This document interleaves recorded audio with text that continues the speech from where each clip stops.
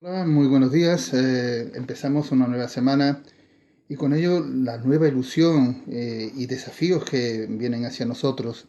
Siempre tratamos de estar alertas y preparados a través de la oración y también, como no, en la lectura bíblica, donde encontramos esos mensajes, esos consejos que el Señor nos da cada día y que nos sirven en momentos delicados. No quiero empezar antes, sino invitarles nuevamente a que se suscriban al canal si lo desean, les gustan los vídeos, así puedan recibirlos. El tema de esta mañana va relacionado a todos en general, a los creyentes y a los incrédulos. Lo he titulado Confrontar el pecado, porque el tema espiritual en cuanto a la salvación es importante y estamos enfrascados en muchas cosas que nos envuelven y parece que esto también nos hace olvidar lo que es esencial. Así que a lo largo de nuestras vidas nos encontramos con serias dificultades. Nos confrontan situaciones que traen conflictos personales.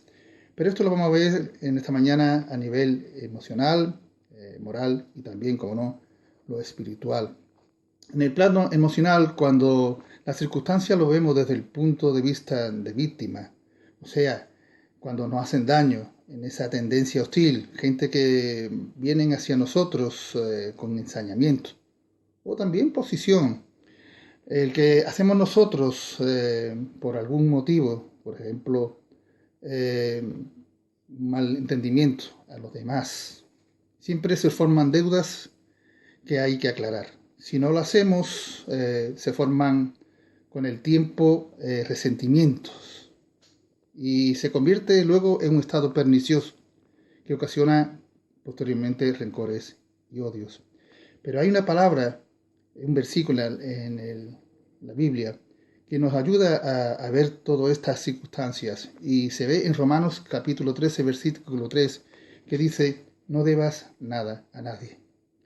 Después de este preámbulo, podemos hacernos varias preguntas. Por ejemplo, ¿cómo reaccionamos nosotros ante las ofensas? ¿Cómo nos quedamos cuando hacemos frente a los demás? ¿Cuántas desavenencias han hecho que nuestras relaciones personales se vean seriamente afectadas, se vean visto deterioradas? ¿O cuántas críticas nos mantienen alejados unos de otros? Diferencias, desacuerdos, que con el paso del tiempo ahonda en un profundo pesar. Y esto cobra protagonismo.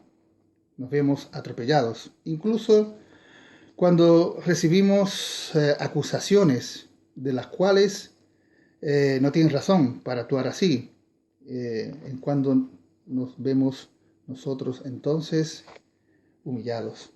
Sin embargo, también en el otro lado, también nosotros juzgamos y siendo sinceros, poniendo nuestra mano en el corazón, podemos preguntarnos, ¿somos conscientes del daño irreparable que causamos a los demás? Para tenerlo en cuenta. Luego está el plano moral. En la vida se nos escapa que estos contratiempos los debemos de afrontar. No podemos olvidarlo, no podemos pasar de ello, ni tampoco justificar, sino que tenemos que afrontarlo con garantías para que estas situaciones no nos afecten. Hay casos en los que muchas personas que han recibido daño no lo olvidan, no perdonan. Es imposible para ellos porque viven enfrascados en el dolor y encima de todo no quieren saber nada de la situación. Las cosas que le han producido no tienen paz y además el orgullo les puede. Otros, sin embargo, que hicieron daño por negligencias, se sienten culpables y no se perdonan incluso a sí mismos. En ambos casos, el pasado les persigue. Pero nos vamos a centrar en la palabra de Dios, porque vamos a ver referente a estas situaciones dos episodios y que está relacionado con el rey David, que era confrontado por sus pecados. El primero asunto, estaba cegado y atrapado por las pasiones.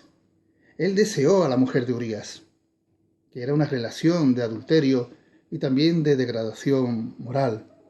Pero este asunto fue encubierto. Y esto lo podemos ver en Segunda de Reyes, capítulo 12, versículo del 1 al 14. Sin embargo, el segundo asunto, ese sí fue consciente. Y fue a causa del censo de Israel, que lo podemos ver en Primera de Crónicas, capítulo 21, versículo del 1 al 2. Esto fue un pecado grave, por calcular y confiar en la fuerza militar antes que en el poder de Dios. Curiosamente, por entonces, cuando se enfrentó a Goliat, pronunció en su discurso unánime todo esto que era contraproducente, como se ve en 1 Samuel, capítulo 17, versículo 47. Pero nos centramos en la humanidad. El pecado ha condicionado el estado espiritual del hombre, encadenado a la maldad, lleno de imprecisiones, de ambigüedades y también de excentricidades, confuso, extraño, y de que el padecer olvidarse de lo que sucede alrededor, pero bien que se acuerda cuando el dolor aparece, la amargura le invade y el tedio, por falta de interés, le embarga.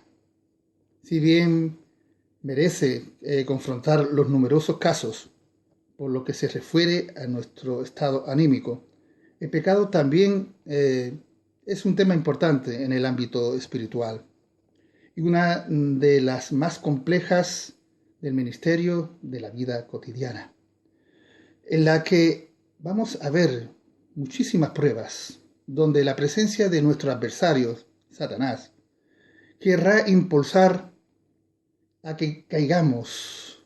Él quiere desestabilizarnos y sembrar, por supuesto, dudas y temores en nuestras vidas. Por ello debemos entender la profundidad y el peso del pecado y para valorar entonces la necesidad de un Salvador. Es entonces cuando aparece Jesús. Él entra en escenas. Es la única persona que puede solventar la situación. Alguien que sabe y conoce a la perfección una misión con propósito, que es la redención, y que dirige su mirada a la humanidad, a la que ama, de la que se preocupa, y desea que todos alcancen el beneplácito divino, que es la vida eterna.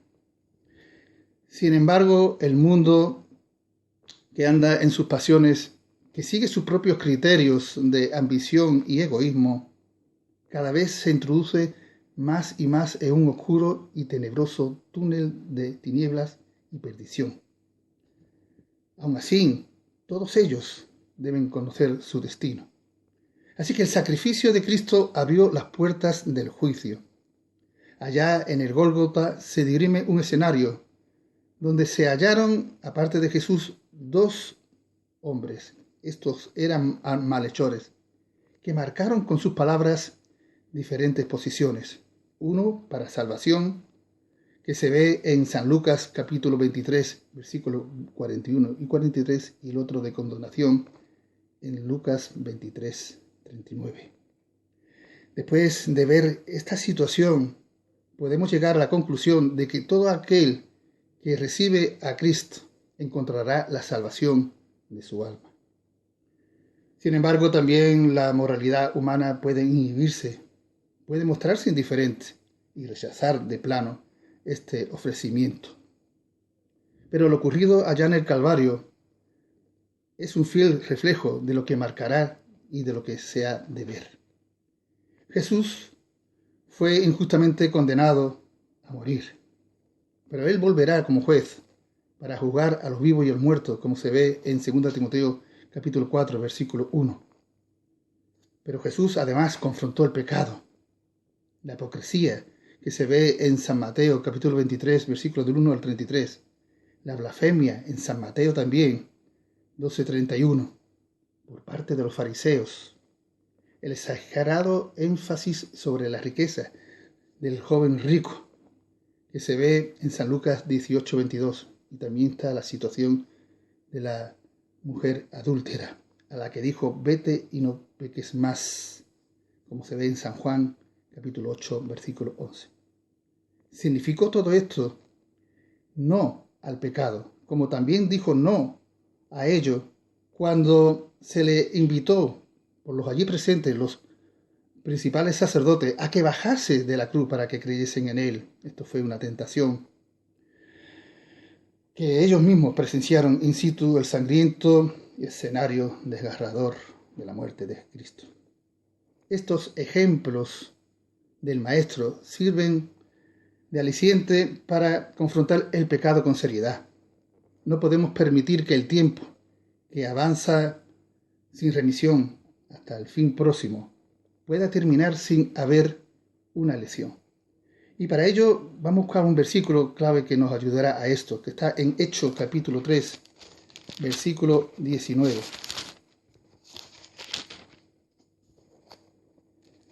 Así que arrepentíos y convertíos para que sean borrados vuestros pecados, para que vengan de la presencia del Señor tiempos de refrigerio. Y es importante esto, porque el apóstol Pablo nos anima a considerar la posición y la determinación sobre la salvación. Así que no es cuestión de verse presionado, ni tampoco obligado y empujado a tomar ligeramente esa elección o esa decisión, pero sí es verdad que es apremiante dado la situación que se vive. Si de verdad somos conscientes de lo que hemos tratado en esta mañana, del contenido de la buena nueva de la salvación, y lo suficientemente honestos para recibirlo en el corazón, daremos finalmente un paso de fe. Porque viendo el camino emprendido solo que produce sufrimiento, necesitamos ese cambio. Hoy Jesús quiere confrontarte. Busca de ti resolución sobre tus dudas, los problemas que tú tengas, que te tienen abrumado, sobre todo de inquietudes. Deja que Cristo tome el mando de tu vida. Toma la iniciativa y déjale que Él obre para que tú puedas ver su gloria y además tú puedas descansar. Si le recibes, Él te acogerá y te dará paz. Solo el vislumbrar de la obra de Jesús, su vida, su sacrificio, su manera como actuó, terminaremos por hacernos ver y entender el verdadero amor que se refleja cuando uno da su vida por todos, su propia vida. Y un mensaje final: solo Jesús puede salvar.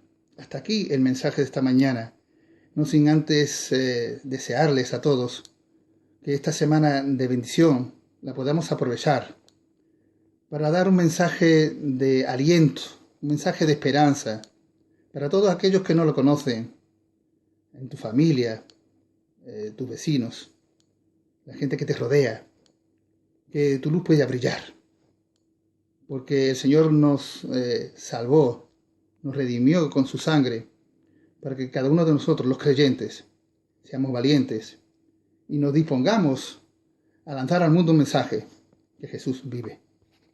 Que el Señor le bendiga.